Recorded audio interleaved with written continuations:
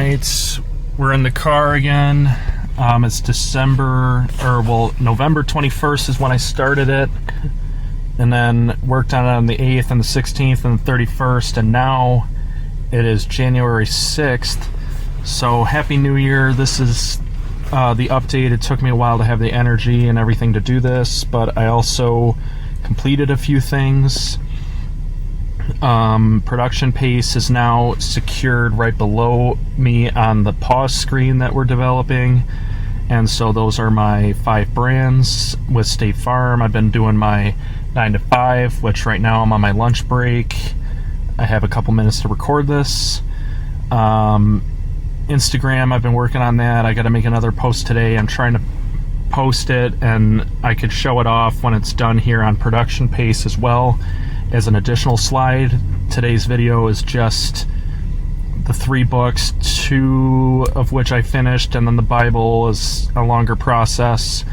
I kind of determined my therapy slide as a quest slide, so I could probably keep that there as like a trophy of just something I was working on over the months, because now that the cognitive wheel is running and everything, like, things are clicking a lot faster for me, as well as the books that I'll get into had some good quotes that I implemented.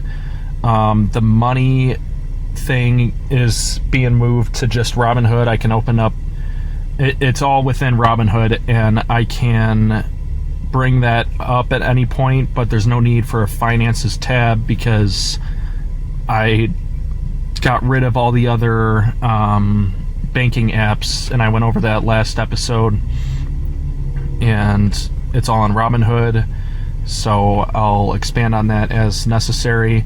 The skills section goes into the skills category, where I was just trying to make sure I document more, and then the roadmap was kind of the roadmap at the end of the vlogs. So on the pause screen, if I just have the mini roadmap down there and then the 5-year vision within that, then I can like update it over time. So since I've been working on this, I went through Christmas, had a great Christmas, New Year's, and paydays. So now with the books, I finished Right Thing Right Now in Company of One.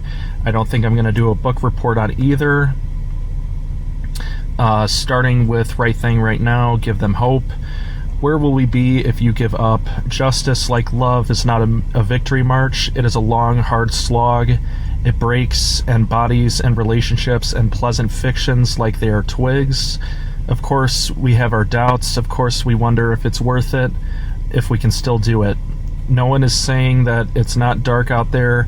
It may well get darker still, but who will this despair help? We not only have to continue to hope, but we have to bring hope into the world. We have to keep dreaming. We have to carry the fire. We have to not only keep others warm, but help them light their own fires. So, great chapter. I liked that one. Kind of led into this chapter: be an angel, be the knot in the hallway, declining to pile on with the mob, the letter written to the prisoner, the bedroom offered to the person who just blew up their life. If we don't do it, who will? If we leave them hanging, leave them alone, leave them to wither and die, what does that say about the world and about us?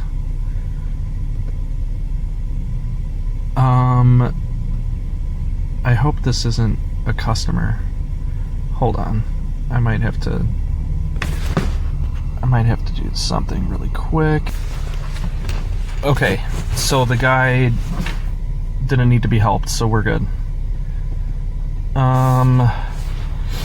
The next chapter was forgive. Reconciliation. God has forgiven everyone, including you. The king that he referenced in the book would say that forgiveness is an ornament of the brave. I thought that was super powerful.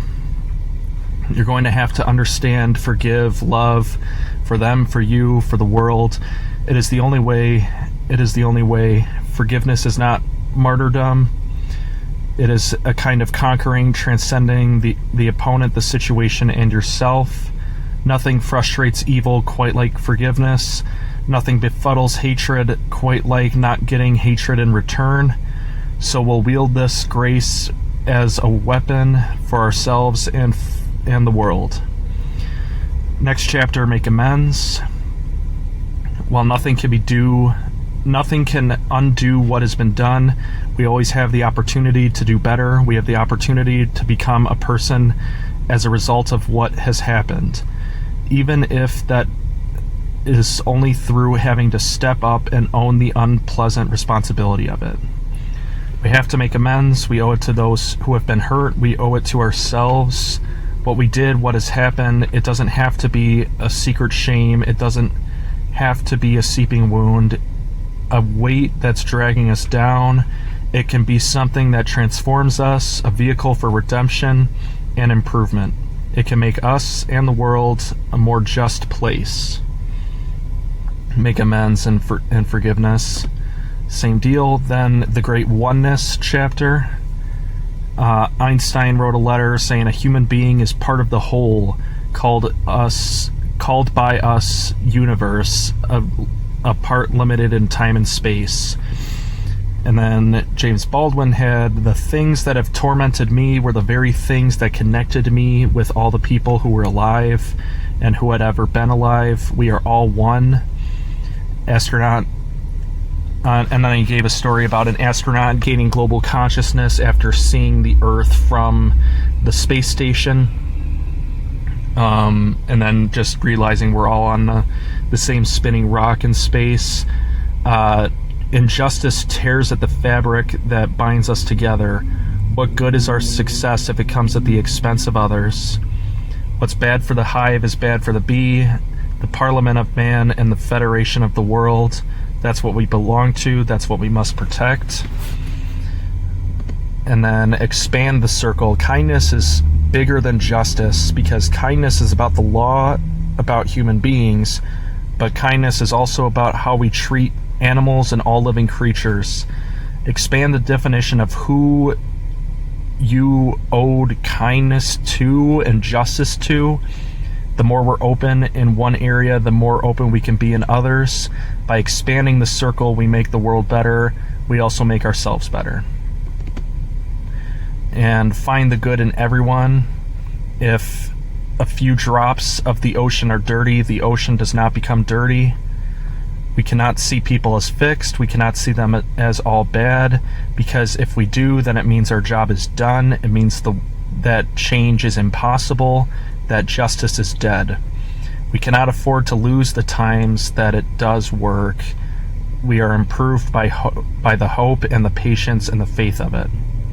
I thought that was very powerful, that we cannot afford to lose the times that does work. So, you're not going to get results and you're going to lose faith, but you got to get back on track, because being on track and the right mindset and helping others builds that greater circle of capacity for you. Give the full measure of devotion. Kind of like this video. This one was hard to record. It took a couple tries, and I'm at my most energy right now. It might be January 6th, but as the chapter goes, some are asked to give a little, some a lot, some are asked to give everything. By committing yourself in what you do, big and small, to being a giver, to value other people more than yourself, to value what is right more than your life, to give the full measure of your devotion. That's what we're here for. That's the job. That is justice. Love wins is the second to last chapter. What doesn't transmit light creates its own darkness. Hearted hatred, which could destroy so much, has never failed to destroy the men who hated, and this is an immutable law. Love, on the other hand, love protects, it trusts, it hopes, it perseveres, it does not fail. Love always wins. Certainly it is a better way of life. Is your heart growing or shrinking? Is your love and compassion and connection for other people, your hope for a better future, growing or shrinking? The heart is a muscle. You must make it strong. Strong, not brittle, strong enough to love everything and everyone in all situations, strong enough to not break along with the world. And that's another one where the heart is a muscle, your emotional capacity is a muscle. If you can't handle your emotions, that's effectively being brittle and the opposite of strong. And then, as earlier mentioned in this book, justice, in order to enact justice, you have to have power, because power only respects power.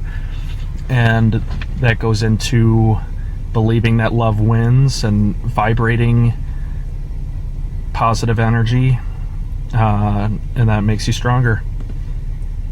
Pay it forward. We cannot just be takers in this life. There was a French king whose philosophy was embodied in the expression après moi le déluge, after me the deluge, or as we say these days, I'll be gone, you'll be gone, why care about the consequences? Because someone will get stuck with them. Because somebody cared about the consequences we'd be stuck with, we must, in light of our indebtedness, not just pay this back, but pay it forward. We have to start processes to carry the fire, to light the procession of torches that will continue on after us. But this work of a lifetime is also the work that gives life meaning. Having been coated with the stardust of so much goodness, it's our duty and our joy to sparkle others with it too. The future depends on it. And the afterword, at the end of our lives, we won't care that much if people think we were hardworking or that the risks we've taken in our careers have paid off. We'll want someone to say that was a good person. They were honest and decent and generous and loyal and kind, and they made the world a better place. Life is short. Be good, do good, love and be loved. Try to leave the place better than you found it. Do the right thing right now. And that's the end of this book. And that was the third book of 4. I'm not going to do a book review on this one. I believe that wisdom should come out. I'll do it chapter by chapter like I did here, and then I'll prepare a Stoic Virtues review of all 4 books at once. And then with the Bible, I just did 2 quick chapters here. We're at the beginning of John. This is John chapter 3. Jesus answered, "Truly, truly, I say to you, unless one is born of water and the Spirit, he cannot enter the kingdom of God. That which is born of flesh is flesh, and that which is born of spirit is spirit. Do not marvel that I have said to you that you must be born again. The wind blows where it wishes, and you hear its sound, but you do not know where it comes from or where it goes. So it is with everyone who is born of the Spirit. Whoever believes in the Son has eternal life. Whoever does not obey the Son shall not see life, but the wrath of God remains on him." And in chapter 4 here, so he asked them when he began to get better, and they said to him, "Yesterday at the 7th hour the fever left him." The father knew that was the hour when Jesus said to him, "Your son will live," and he himself believed, and all his household. This was now the second sign that Jesus did when he had come from Judea to Galilee. So that was his second miracle they counted. And John is being very quick and to the point. Yeah, the Bible is kind of hard. I think I'm going to stop with the Gospels. It really depends, but it'll be featured on the next one. This book was pretty good. I'm not going to do a book review on it. Just some ideas here for running a company of one, trying to be the best you can be, properly utilizing trust and scale. How do you embed trust and honesty as a marketing strategy in your company of one? The relationships you could foster with your customers to incentivize them to share word of mouth of your business to others. How to ensure whether through email support or social media, that you're always honoring social contracts with your customers. That goes into me with State Farm, with insurance. It's all about trust.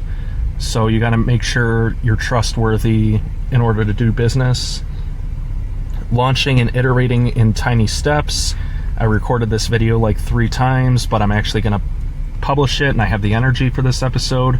A new business or product that you could start right now by executing the smallest version of your idea. How to determine your MVPR, the steps that could be taken to achieve it as quickly as possible. What could be scaled back to reach it faster. A product or service that would be the simplest solution to a problem your customers are having. Whether you could start your company of one without capital and what it would look like. The hidden value of relationships. How you could get to know your customers as real people with specific problems. Where the true north of your business lies and what actions you could take to stay aligned with it. How you could build relationship wealth by increasing your value and thus your social capital. The ways in which you could empathize with your current customer base. And then starting a company of one, my story. So this is the Paul Jarvis author saying your purpose or reasoning in starting your own company of one and whether it'll hold up over time. How you could start your own company of one right now with some first version of what you want to do. What you need to do to set up for your company of one correctly and responsibly, and both legally and financially, and the end. So I really like the idea of just like putting something on the board, and that's kind of the memo for this episode as well. Is like, it's hard in therapy. It was like marking the neutral moment and recording it, because it wasn't something good and it wasn't something bad, but so it's hard to notate it. You know, it was a calm morning. It still sets the scene. And so these 3 books gave me large insight. And then this is my end of year pretty much. You could put an X through Ticket DAO because I didn't do that at all this year. Oh no, those are the ones I did. So the ones that, no, I did attend a wedding and I did do the family vacation. I did AI. So this is a little outdated, but the goals are better, and I'm going to keep this slide at the end. My number 1 goal all the way on the right are the Meta glasses, and that's what I'm focused on right now. I want to get the Meta glasses. I want to get a car. I want to get out of debt. But my debt's becoming manageable, and that's why I didn't have a slide on it. But yeah, that's today's episode, and we'll get working on the next one. I'll try to upload here in July. Peace.